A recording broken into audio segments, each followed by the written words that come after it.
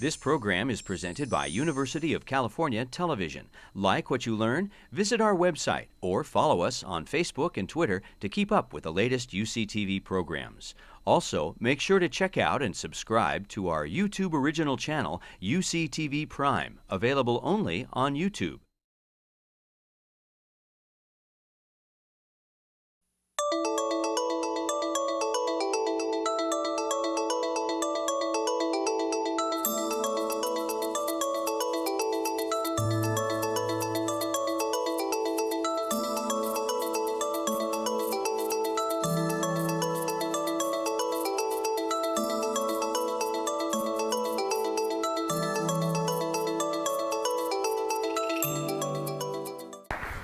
Alison will discuss the new strategies to deal with chronic allograft nephropathy and some of the newer approaches that now we may have at hand to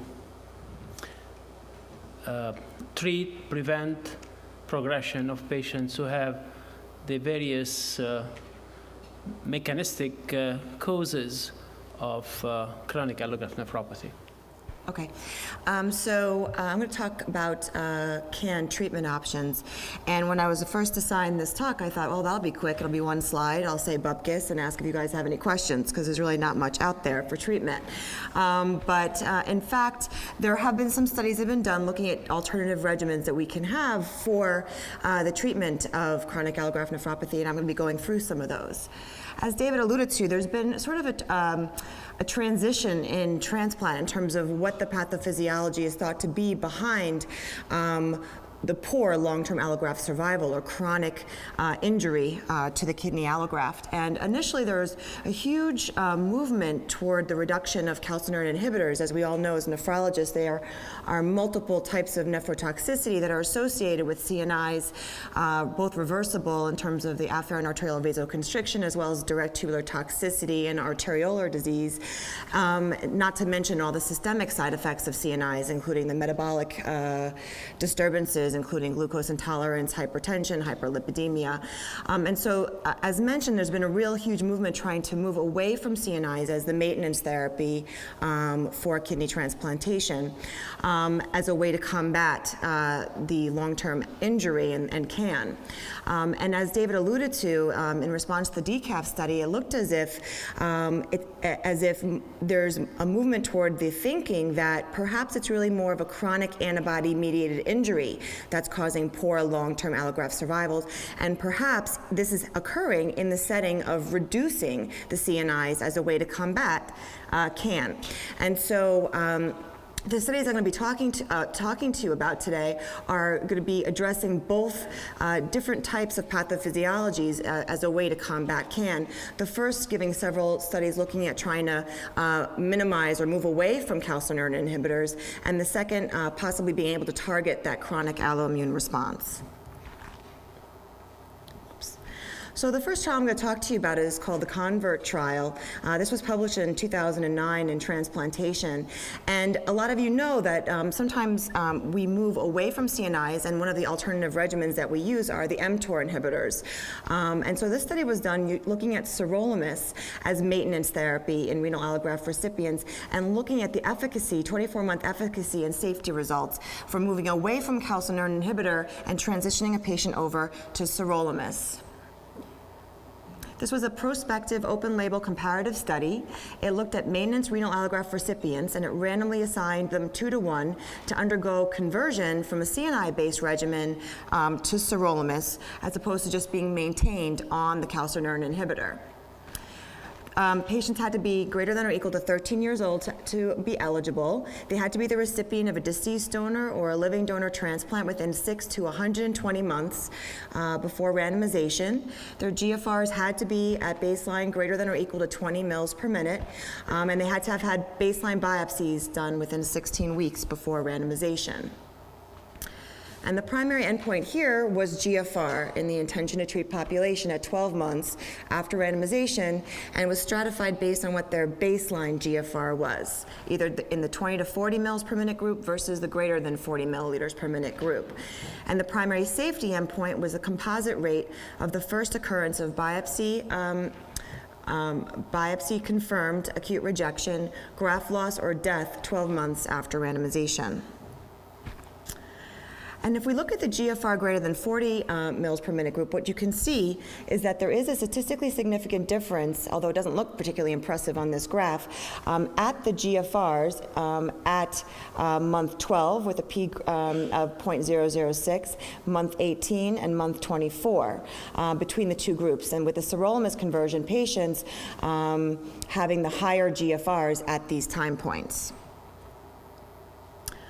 However, the enrollment in the stratum of patients with GFRs between 20 and 40 actually had to be halted by the Drug Safety Monitoring Board because the primary safety endpoint of rejection, graft loss, or death was reached by 17% of the patients in the Sirolimus conversion group within that baseline GFR compared to 0 of the patients in the CNI group. And so the rest of the study is really only addressing the patients who had baseline GFRs greater than 40 mils per minute. So then they looked at, they defined clinically meaningful change in GFR from baseline of 5 mils per minute. And what you can see is that in the Sirolimus conversion, there was obviously a significant increase in the rate of, in the GFRs greater than 5, greater than 7.5, and greater than 10 mils per minute, and this was statistically significant. And the table down here looks at patients who not only were in the GFR greater than 40 mils per minute group, but who also had no proteinuria. And as you can see, there's even more benefit in this group in terms of the improvement in GFRs, and this is at 1 year, greater than 5 mils per minute. This is greater than 7.5 and greater than 10. So it appears that the group that has no proteinuria and with a baseline GFR greater than 40 mils per minute benefit the most from conversion from CNI to Sirolimus. So again, this is the group that you want to think about in your patients, and we think about in our patients as potentially transferring them over to Sirolimus and removing the CNI because they seem to have a benefit, at least from a GFR perspective. There was no significant difference, however, in graft survival or patient survival between the two treatment groups between 12 and 24 months. And obviously that's our main endpoint that we really want is, as we all know, long-term allograft survival has not improved significantly since 1995, and that's kind of where transplantation is heading in terms of research to try to improve long-term allograft survival. So we do have an improvement in GFR here in this study. The next study I'm going to talk about is called the Spare-the-Nephron trial. This was actually presented years ago, but it was just recently published. Again, looking at Sirolimus as an alternative to calcineurin inhibitors as a potential way to minimize CNI toxicity and potentially to treat CAN. So what you could see is these were all patients who were either maintained on MMF and TAC or MMF and cyclosporin, and then they were randomized. This is a much earlier randomization. The last one was over 6 months. This is between 30 and 180 days post-transplantation. They were randomized to either stay on their CNI regimen, which is tacrolimus and MMF, or cyclosporin MMF, or be switched over to Sirolimus. And what you can see is that there is a statistically significant difference in terms of mean percentage change in GFR from baseline GFR in those patients who were switched to Sirolimus, as opposed to, this is just all CNIs, and this is tacrolimus. And this is statistically significantly different, and this is at month 12. So at month 12 after randomization, those patients who were on Sirolimus definitely achieved an improved GFR compared to those who were maintained on CNIs. However, at month 24, while there was still a trend toward improvement in GFR, it was not statistically significant anymore. And so it appeared that the baseline, that at 1 year, while the GFR did improve, at 2 years it didn't hold in this study with Sirolimus. And then it's important to remember that there was a lot of withdrawal in this. Patients who were withdrawn from the study, when we looked at secondary efficacy points, you could see that at Sirolimus there was definitely a higher rate of withdrawal due to adverse events. But there were more deaths, it appeared, although not statistically significant, in the CNI group. So the takeaway points from this study was that there was GFR benefit at 1 year, which was not statistically significant at 2 years. There were multiple adverse events that were related to sirolimus, some of those being lymphocele, leukopenia, hyperlipidemia, and that those who were maintained on this regimen with a CNI for less than or equal to 6 months and then converted to sirolimus had a greater improvement in their measured GFR, And there were fewer deaths and graft loss in the sirolimus MMF group compared to the CNI group. So let's switch now, because we now do have a new medication that's available to us besides the mTOR inhibitors, if we want to move away from calcineurin inhibition. And as you all know, Bela has been FDA approved. And this was a study actually that was looking at conversion of patients who are maintained on calcineurin inhibitors to Belatacept to see if that in any way improves outcomes. And in this study, these are patients who are maintained on a CNI, and there was 170 patients and 85 in each arm. And one arm was continuing the calcineurin inhibitor-based regimen with cyclosporin trough serum concentrations between 100 and 250 and TAC between 5 and 10. And the other arm was switched to Bela-based regimen with this dosing schedule. And the primary endpoint was looking at 12-month endpoints, and then it was carried out for 3 years. And these patients had to be 6 to 36 months post-transplant. They had to be on a CNI-based regimen in addition to either Cellcept or Myfortic, Sirolimus, azathioprine at a stable dose for greater than or equal to 1 month prior to randomization. They had to be greater than or equal to 18 years old, and they had to have a baseline GFR between 35 and 75 mils per minute. And again, we're going to be looking at the change in the calculated GFR from baseline, and this is at 1 year. And what you can see is in the Bela group, those that were converted over to Belatacept, there was a much higher mean change in GFR with a 7.1 average at 1 year compared to the 2.8 change in the calcineurin inhibitor. And that even was more pronounced at 2 years. And then if you look at the mean change in calculated GFR from baseline up to 2 years, when you switch from cyclosporin to Bela versus continuing cyclosporin, you could see that in the Bela group, and almost immediately you could see this difference with the mean change in GFR between the two groups. Interestingly, it was a little bit more delayed in the tacrolimus when you compared the tacrolimus group compared to Belatacept. And the thought process is that perhaps the cyclosporin has more of a vasoconstrictive effect on the afferent arteriole, and that's perhaps why you might see a more delayed response with tacrolimus as compared to cyclosporin, where the two curves branch off, separate much earlier in the course. And it seems as if the group that had the most benefit in terms of mean GFR change from baseline at 1 year, at month 12, was those who started off with a baseline GFR between 45 and 60. And you could see their mean change from baseline at 1 year was 10 mils per minute. Well, what about acute rejection? We do know that in the trials, in the benefit trials, that there was more acute rejection seen with Belatacept than if being maintained on calcineurin inhibitors, and that held true for the first year. There was no rejection seen in those patients who were maintained on the calcineurin inhibitor, whereas there were many more rejections in the Bela group. However, interestingly, by year 2, there were no more rejections in the Bela group, and I think it's consistent with the finding of early rejections with Belatacept.